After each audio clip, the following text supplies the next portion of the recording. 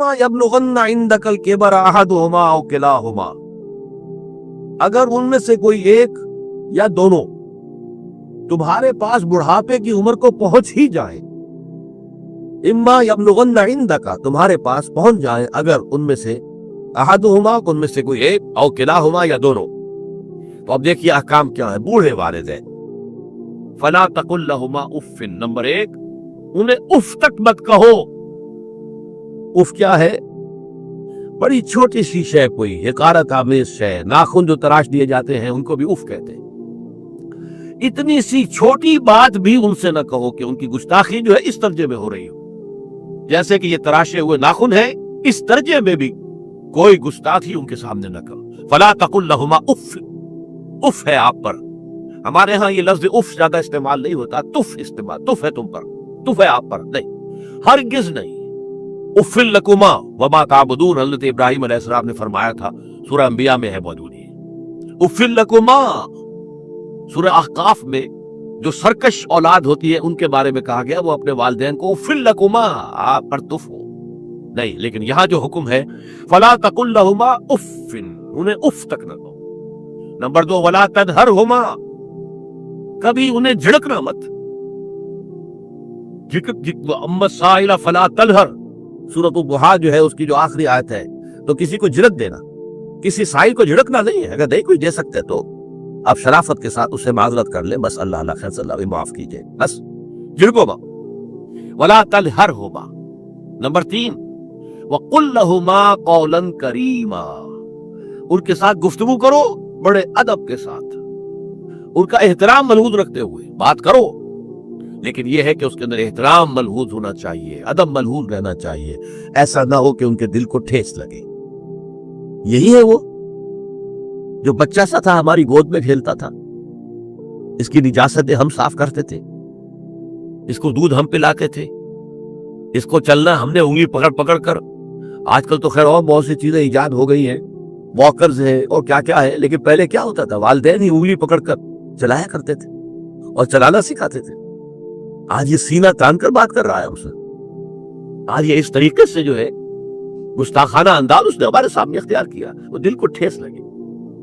میں نے اس سے پہلے بھی ایک مرتبہ آپ کو بتایا تھا کہ صرف دو چیزیں ایسی ہیں جن کو محبت اور تعظیم کے انداز میں دیکھنا بھی عبادت ہے، محض دیکھنا اور کچھ نہیں کر رہے آپ۔ ایک خانہ کعبہ، محبت بھرے انداز میں آپ بیٹھے ہوئے، صرف نہ آپ طواف کر رہے ہیں، طواف کریں گے تو اور ثواب ہوگا، آپ بیٹھے ہیں صرف اور دیکھ رہے ہیں، اور اس کے اندر احترام ہے، تعظیم ہے۔ اللہم زد بیتک ھذا تشریفا و تکریما و تعظیما۔ آج جو بھی آج کل جو لوگ، اب تو خیر ٹھیک ہے، بات سے آگے نکل کے یہ مینا میں پہنچ گئے ہوں گے لوگ، کل تو حج ہو جائے گا انشاءاللہ، لیکن جو حاجی بھی یہ دعا مسنون ہے کہ جب بھی وہ مسجد حرام کے اندر داخل ہوتا ہے اور پہلی مرتبہ نگاہ پڑتی ہے خانہ کعبہ پر، تو فوراً اللہم رب ھذہ البیت زد بیتک ھذا تشریفا و تکریما و تعظیما، اے اللہ اپنے اس گھر کو، اس کی عزت، اس کی تکریم، اس کی تعظیم، اس کے اندر اور اضافہ کرتا چلا جائے۔ تو یہ انسان اگر صرف خانہ کعبہ کو بیٹھ کر دیکھتا رہے تب بھی عبادت ہے، ثواب ہے۔ اور اسی طرح بوڑھے والدین کو محبت بھری نگاہ سے دیکھنا، یہ بھی موجب ثواب ہے کہ دل جو ہے ان کو کہیں کوئی آئینہ قلب جو ہے ان کے احساسات کو ٹھیس نہ پہنچے، اس کا لحاظ رکھنا۔ اما یبلغن عندک الکبر احدہما او کلاہما فلا تقل لہما اف ولا تنہرہما وقل لہما قولا کریما واخفض لہما جناح الذل من الرحمہ، اور ان دونوں کے سامنے اپنے کندھوں کو شفقت کے ساتھ، ادب کے ساتھ جھکا کر رکھو۔ یہ جو ابھی میں نے چند الفاظ کہے تھے کہ سینہ تان کر بات کرنا، یہ ایک انداز ہوتا ہے بات کرنے کا۔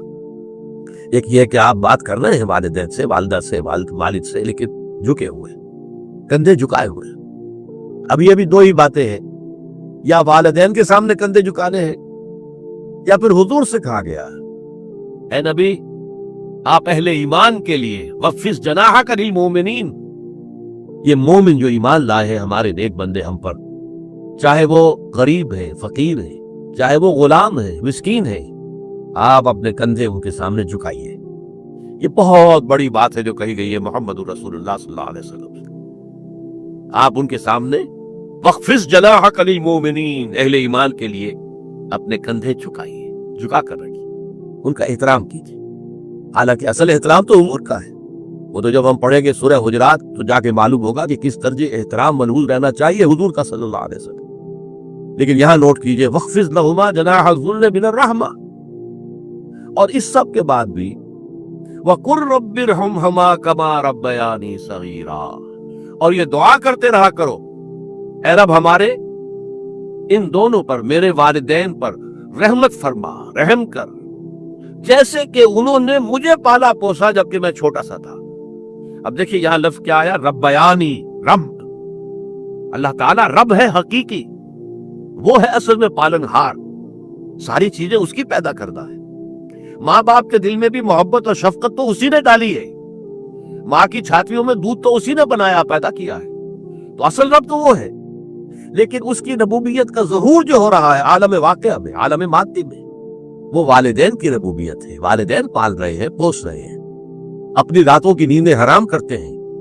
بچے کو تکلیف ہے تو والدین نہیں سو سکتے، کوئی اور معاملہ ہے تو اس ظاہر بات ہے کہ ان کا آرام چین بالکل حرام ہو جاتا۔ یہ ہے در حقیقت۔ اب ان کا بدلہ کیا چکا سکتا ہے آدمی؟ میں نے بار عرض کیا ہے کہ شکر جو ہے وہ شکر کا تقاضا یہ ہے کہ انسان حق ادا کرنے کی کوشش کرے۔ هل جزاء الاحسان الا الاحسان، کسی نے آپ کے ساتھ بھلائی کی ہے تو آپ کو بھی اس کے ساتھ بھلائی کرنی چاہیے۔ لیکن والدین نے جو بھلائی تمہارے ساتھ کی ہے تم اس کا بدلہ کیا دے سکتے ہو؟ اگر تم نے ان کے بڑھاپے میں خبر گیری کر بھی لی تب بھی وہ بدلہ نہیں ہو سکتا کہ جو انہوں نے تمہارے وجود میں آنے اور تمہارے لیے جو مشقتیں جھیلی ہیں، جو اظہار کیا ہے، جو قربانیاں دی ہیں تمہیں پالنے پوسنے کی، اس کا بدلہ نہیں ہو سکتا۔ اس کا بدلہ ایک ہی ہے، اور وہ کیا ہے؟ اللہ سے دعا کیا کرو، وَقُلْ رَبِّ ارْحَمْهُمَا كَمَا رَبَّيَانِي صَغِيرًا، پروردگار ان دونوں پر رحم فرما، رحمت نازل فرما، ان کی مغفرت فرما، ان کے درجات بلند کر، ان کی غلطیوں سے درگزر فرما، ان کے گناہوں کو بخش دے، ان کی غلطیوں سے چشم پوشی اختیار فرما پروردگار۔ اور یہ در حقیقت میں تجھ سے درخواست کیوں کر رہا ہوں کہ مجھ پر ان کے احسان کا بہت بڑا بوجھ ہے، ان کے احسانات کا بدلہ میں نہیں چکا سکتا۔ وَقُلْ رَبِّ ارْحَمْهُمَا كَمَا رَبَّيَانِي صَغِيرًا، اور کہا کرو اے رب ہمارے، اے رب میرے ان والدین کے اوپر، بوڑھے والدین پر رحم فرما۔ اور ظاہر بات ہے کہ یہ سلسلہ جو ہے یہ صرف زندگی کا نہیں ہے، ان کے انتقال کے بعد بھی رب ارحمہما کما ربیانی صغیرا، رب اغفر لی ولوالدی وارحمہما کما ربیانی صغیرا، یہ آپ کی نمازوں کے ساتھ دعاؤں میں مستقل دعا ہو جانی چاہیے کہ پروردگار مجھے بھی بخشش فرما دے، مجھے بھی بخش دیجو، اور پھر میرے والدین کو بھی بخش دیجو، اور ان پر رحمت نازل کیجو جیسے کہ اس نے مجھے پالا پوسا تھا جبکہ میں چھوٹا سا تھا۔ وَقُلْ رَبِّ ارْحَمْهُمَا كَمَا رَبَّيَانِي صَغِيرًا۔ ابھی اس مضمون کا ایک اہم حصہ باقی ہے، اور وہ کیا ہے کہ والدین میں سے والدہ کا مقام جو ہے وہ 3 گنا زیادہ ہے۔ اس پر انشاءاللہ تعالی اب اگلی نشست میں گفتگو ہوگی۔ اقول قولی ھذا واستغفر اللہ لی ولکم ولسائر المسلمین والمسلمات۔